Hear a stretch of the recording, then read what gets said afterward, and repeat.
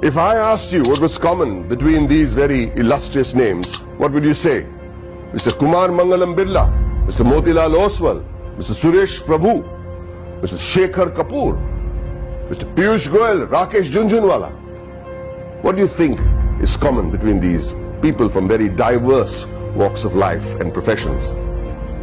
Two letters, two simple letters, C and A.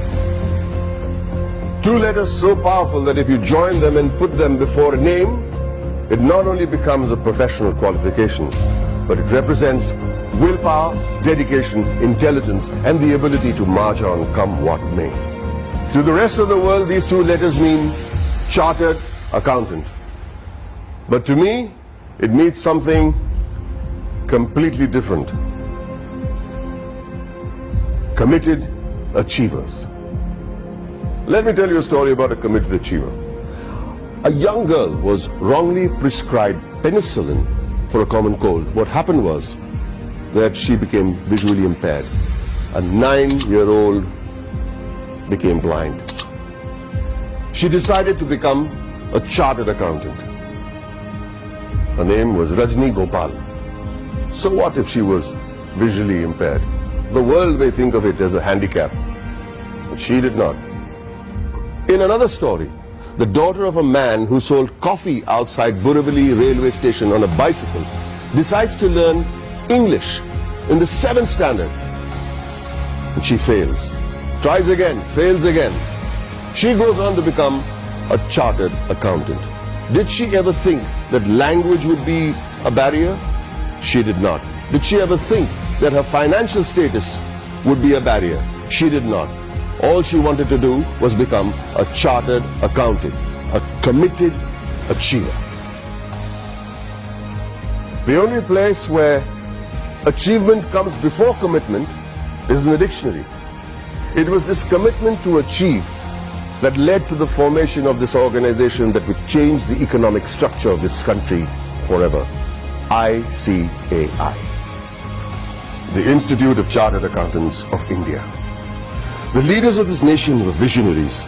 They knew the role chartered accountants would play in developing the country, which is why on the 1st of July 1949, a year even before the Constitution of India was formalized, an Act of Parliament gave birth to ICAI.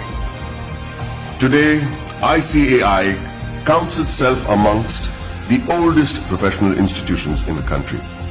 Born as a regulator of accounting profession to aid the economic growth of the nation, it is the second largest professional accounting and finance body in the world in terms of members, with a current roster of about 2.5 lakh members and counting as I speak, with a presence of about 71,000 female chartered accountants and 3.5 lakh girl students.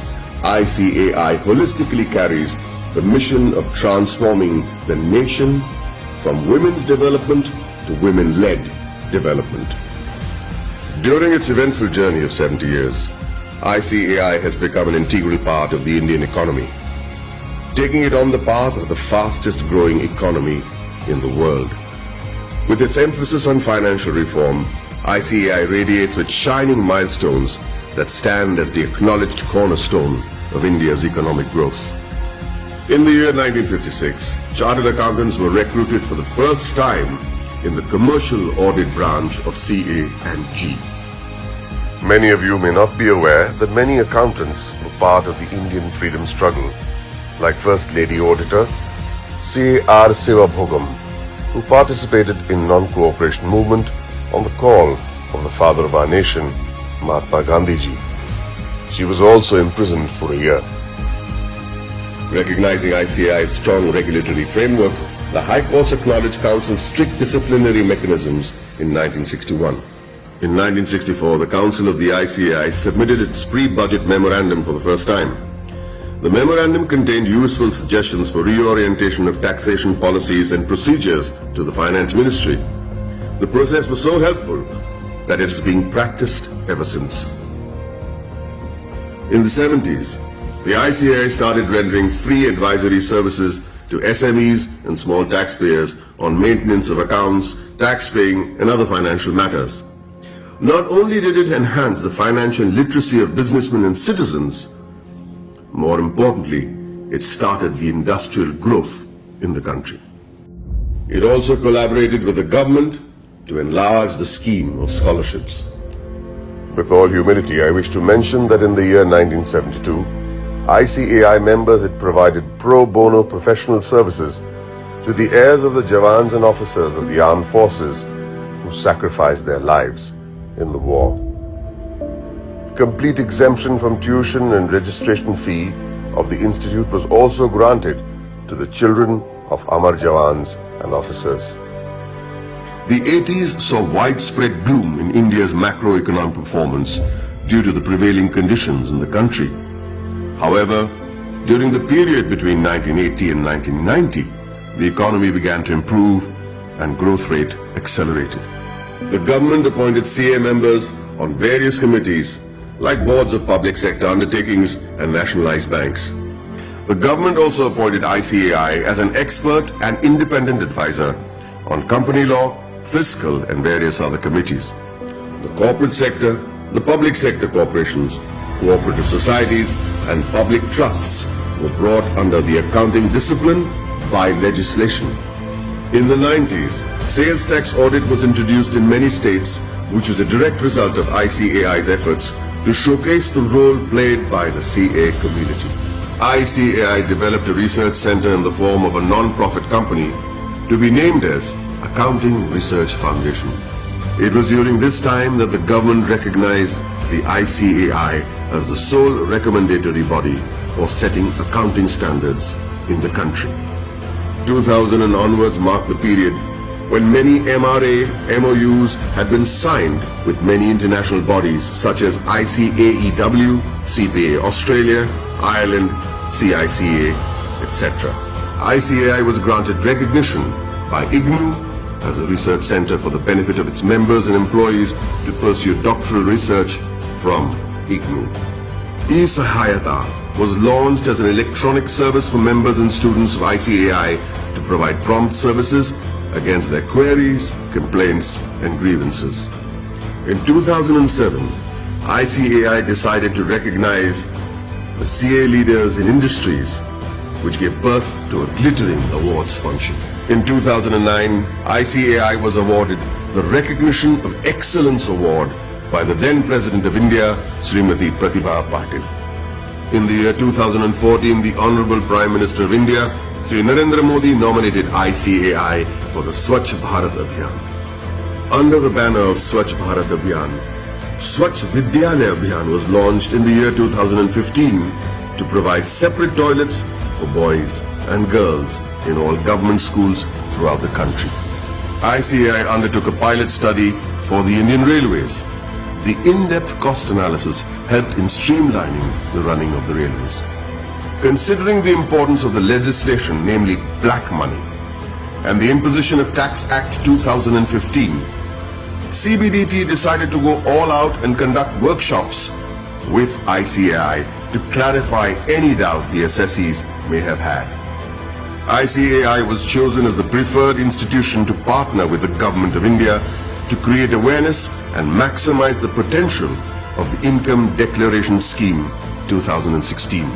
ICAI, jointly with the Ministry of Finance and the Ministry of Commerce and Industry, organized events at more than 470 locations across the country. It was attended by more than 42,000 citizens, including chartered accountants, company secretaries, advocates, and members from trade and industry. ICAI's contribution to the scheme was acknowledged by Shri Arun Jaitley, Honorable Minister of Finance and Corporate Affairs. For the benefit of its members, ICAI established the Indian Institute of Insolvency Professionals of ICAI. ICAI extended its technical and infrastructural support towards the accounting reforms of various government offices. This meant moving from cash to accrual system of accounting after assessing the tremendous positive impact on national financial reporting. It was also an important year for the Indian economy, with GST being touted as the game changer, leading to one nation, one tax. ICAI, as always, was there to partner the government towards effective and smooth implementation of GST throughout the nation. As a result, ICAI and CA members became a proud knowledge partner for GST success. For a clearer understanding of GST, ICAI carried out more than 3,000 programs benefiting more than 2.5 lakh participants. ICAI also established GST Sahayata desks all across the country to facilitate small businessmen, traders, shopkeepers, and the public at large. ICAI has created a milestone by launching various incubation centers. In line with the Prime Minister's vision to support startups, ICAI is providing massive platforms to help CAs start their businesses. Not many people know that there is an accountancy museum in India, or that the ICAI is the first accounting body in the world to start a digital accounting and insurance board, or that there are 3 forensic labs in India to monitor financial bungling and frauds. With this, the ICAI is keeping its eyes and vision firmly on the future. The ICAI has a very strict code of ethics. Its motto is taken from the Upanishads, Yayeshu Sapteshu Jagriti, which translates as the one that is awake in those that sleep. Here's to the guardians who stayed awake and protected us while the rest of us slept. I'd like to salute this institute for the work it has done in the past 7 decades and wish them the very best in the years to come.